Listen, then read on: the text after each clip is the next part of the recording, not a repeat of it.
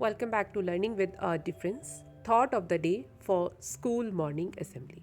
And the thought is once you choose hope, anything is possible. I repeat, once you choose hope, anything is possible. Hope. Hope is a thing that can help us through the darkest of times. It is a feeling that things will somehow get better, that the things will somehow work out. Suppose we are going through a difficult time or need some inspiration that help guide us in moving forward.